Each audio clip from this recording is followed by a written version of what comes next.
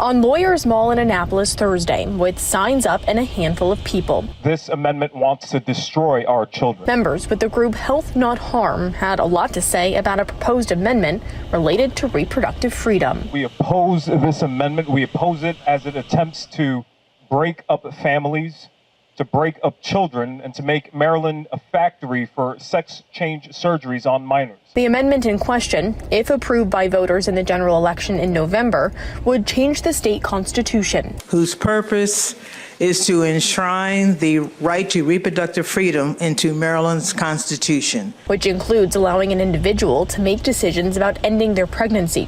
Supporters of the measure say this is our best chance of ensuring future generations have the autonomy to decide what happens to their bodies and when. But others urging voters to oppose the amendment say it would create a right and argue it could impact kids. There are no minimum age limits for individuals under 18 in this amendment. There are no parental consent requirements in this amendment.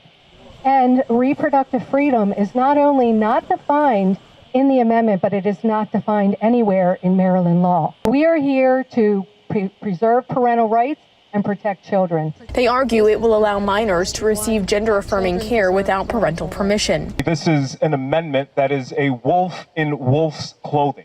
It is wrong masquerading as wrong. But when the bill was initially being debated in the General Assembly, Senator Don Giles said, under existing law, there are very few exceptions where a minor can receive health care or any sort of surgical operation without any parental consent.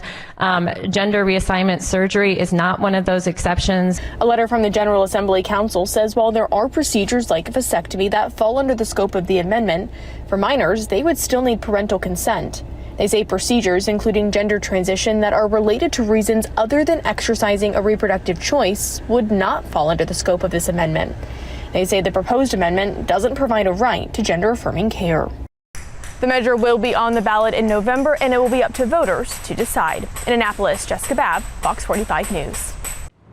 I'm Mary Bubala. Thank you for watching. Here's another video for you to watch. Also take some time to subscribe to our YouTube channel.